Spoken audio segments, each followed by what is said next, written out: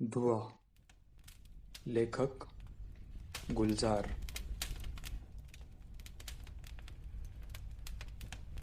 बात सुलगी तो बहुत धीरे से थी, लेकिन देखते ही देखते पूरे कस्बे में धुआं भर गया। चौधरी की मौत सुबह 4 बजे हुई थी।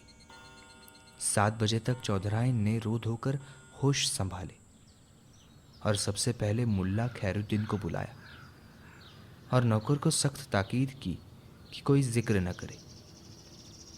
नौकर जब मुल्ला को आंगन में छोड़कर चला गया तो चौधराइन मुल्ला को ऊपर ख्वाबगाह में ले गई, जहाँ चौधरी की लाश बिस्तर से उतारकर जमीन पर बिछा दी गई थी।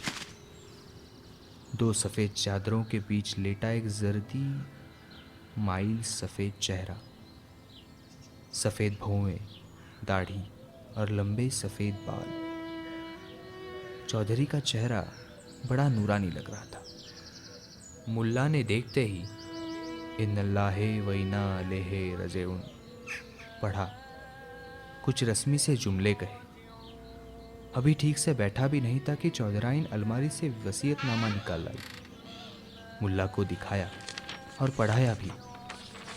चौधरी की आखिरी ख्वाहिश थी कि उन्हें दफन के बजाय चिता पर रख के जलाया जाए और उनकी राख को गांव की नदी में बहा दिया जाए, जो उनकी ज़मीन सींचती है। मुल्ला पढ़ के चुप रहा। चौधरी ने दिन मजहब के लिए बड़े काम किए थे गांव में। हिंदू मुसलमान को एक सा दान देते थे। गांव में कच्ची मस्जिद पक्की करवा दी थी, और तो और हिंदुओं की शमशान इमारत भी पक्की करवाई थी।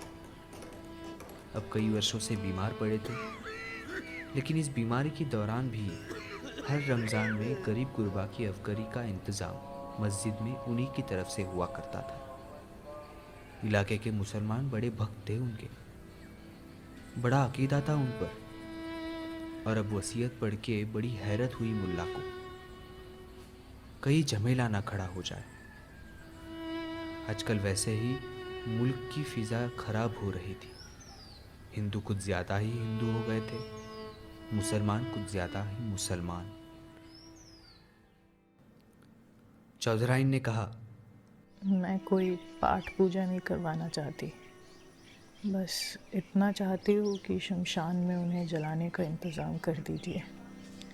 मैं रामचंद्र पंडित को भी बता सकती थी, लेकिन इसलिए नहीं बुलाया कि कोई बात बिगड़ ना जाए। बात बताने ही से बिगड़ गई जब मुल्ला खैरुद्दीन ने मसलेहतन पंडित रामचंद्र को बुलाकर समझाया कि तुम चौधरी को अपने शमशान में जलाने की इजाज़त ना देना, वरना हो सकता है इलाके के मुसलमान बवेला खड़ा कर दे। आखिर चौधरी आम आदमी तो था नहीं, बहुत से लोग बहुत तरह से उनसे जुड़े हुए थे। पंडित रामचंद्र ने भी यकीन दिलाया कि वह किसी तरह की शरंगेजी अपने इलाके में नहीं चाहते। इससे पहले बात फैले, वह भी अपने तरफ के मखसूस लोगों को समझा देंगे। बात जो सुलग गई थी धीरे धीरे आग पकड़ने लगी। सवाल चौधरी और चौधराइन का नहीं है, सवाल अकीदों का है। सारी कौम, सारी कम्युनिटी और मजहब का है। चौधराइन की हिम्मत कैसे हुई कि वह अपने शौहर को दफन करने के बजाय जलाने पर तैयार हो गई? वह क्या इस्लाम के आईन नहीं जानती? कुछ लोगों ने चौधराइन से मिलने की भी जिद की। चौधराइन ने बड़े धीरज से कहा, भाइयों, ऐसी उनकी आखिरी ख्वाहिश थी। मिट्टी ही तो है, अब जला दो या दफन कर दो। जलाने से उनकी रूह को तस्कीन मिले तो आपको एतराज़ हो सकता है। एक साहब कुछ ज़्यादा ही तैश में आ गए। बोले, उन्हें जलाकर क्या आपको तस्कीन होगी? जी हाँ, चौधराइन का जवाब बहुत मुख्तसीर था। उनकी आखिरी ख्वाहिश पूरी करने से ही मुझे तस्कीन होगी। दिन चढ़ते चढ़ते चौधराइन की बेचैनी बढ़ने लगी। जिस बात को वो सुलह सफाई से निपटना चाहती थी, वह तुल पकड़ने लगी। चौधरी साहब की इस ख्वाहिश के पीछे कोई पेचीदा प्लाट, कहानी या राज की बात नहीं थी। ना ही कोई ऐसा फ़लसफ़ा था जो किसी दिन, मजहब या अकीदे से जुड़ता हो। एक सीधी सादी इंसानी ख्वाहिश थी कि मरने के बाद मेरा कोई नाम व निशान ना रहे।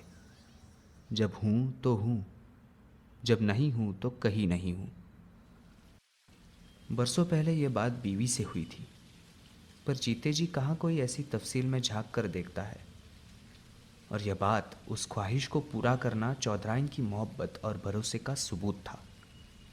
यह क्या कि आदमी आँख से ओझल हुआ और आप तमाम ओहदो पैमान भूल गए। चौधराइन ने एक बार पीरू को भेजकर रामचंद्र पंडित को बुलाने की कोशिश भी की थी, लेकिन पंडित मिला ही नहीं। उसके चौकीदार ने कहा, देखो भाई, हम जलाने से पहले मंत्र पढ़ के चौधरी को तिलक ज़रूर लगाएंगे। अरे भाई, जो मर चुका है उसका धर्म अब कैसे बदलेगा? तुम ज़्यादा बहस तो करो नहीं। यह हो नहीं सकता कि गीता के श्लोक पढ़े बगैर हम किसी को मुख अग्नि दें। ऐसा ना करें तो आत्मा हम सबको सताएगी, तुम्हें भी हमें भी। बीरू लौट गया। बीरू जब पंडित के घर से निकल रहा था तो पन्ना ने देख लिया। पन्ना ने जाकर मस्जिद में खबर कर दी। आग जो घुट घुट कर ठंडी होने लगी थी, फिर से भड़क उठी। 4-5 मोतबिर मुसलमानों ने तो अपना फैसला भी सुना दिया। उन पर चौधरी के बहुत एहसान थे, वह उनकी रूह को भटकने नहीं देंगे।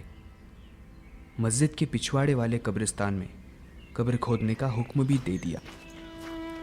शाम होते होते कुछ लोग फिर हवेली पर आ धमके। उन्होंने फैसला कर लिया था कि चौधराइन को डरा धमका कर चौधरी का वसीयतनामा उससे हासिल कर लिया जाए और जला दिया जाए। वसीयतनामा ही नहीं रहेगा तो बुढ़िया क्या कर लेगी? चौधराइन ने शायद यह बात सुन ली थी।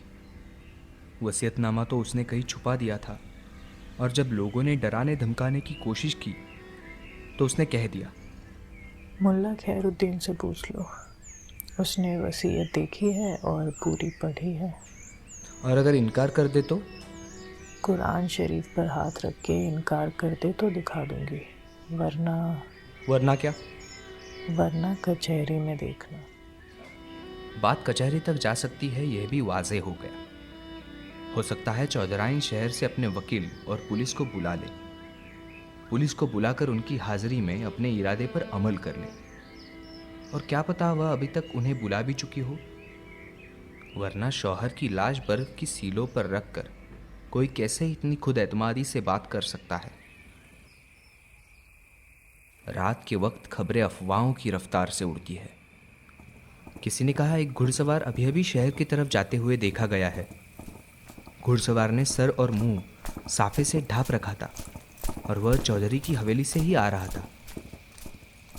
एक ने तो उसे चौधरी के अस्तबल से निकलते हुए भी देखा था। खातू का कहना था कि उसने हवेली के पिछले अहाते में सिर्फ लकड़ियाँ काटने की आवाज़ ही नहीं सुनी, बल्कि पेड़ गिरते हुए भी देखा है। चौधराइन यकीनन पिछले अहाते में चिता लगवाने का इंतज़ाम कर रही है। कल्लू का खून खौल उठा। बुज़दिलो, आज रात एक मुसलमान को चिता पर जलाया जाएगा और तुम सब यहां बैठकर आग की लपटें देखोगे? कल्लू अपने अड्डे से बाहर निकला। खून खराबा उसका पेशा है तो क्या हुआ? ईमान भी कोई चीज है। ईमान से अजीज तो मां भी नहीं होती यारो।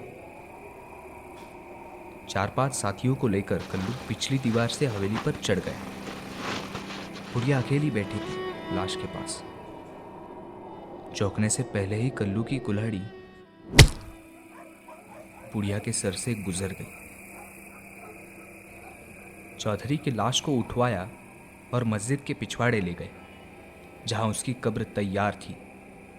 जाते जाते रमजे ने पूछा, सुबह चौधराइन की लाश मिलेगी तो क्या होगा? बुढ़िया मर गई? सर तो फट गया था, सुबह तक क्या बचेगी? कल्लू रुका और देखा चौधराइन की ख्वाबगाह की तरफ। पन्ना कल्लू के जिगरे की बात समझ गया। तू चल उस्ताद, तेरा जिगरा क्या सोच रहा है ये मैं जानता हूँ, सब इंतज़ाम हो जाएगा। कल्लू निकल गया कब्रिस्तान की तरफ। रात जब चौधरी की ख्वाबगाह से आसमान छूती लपटें निकल रही थी तो सारा कस्बा धुएं से भरा हुआ था। जिंदा जला दिए गए थे और मुर्दे दफन हो चुके थे।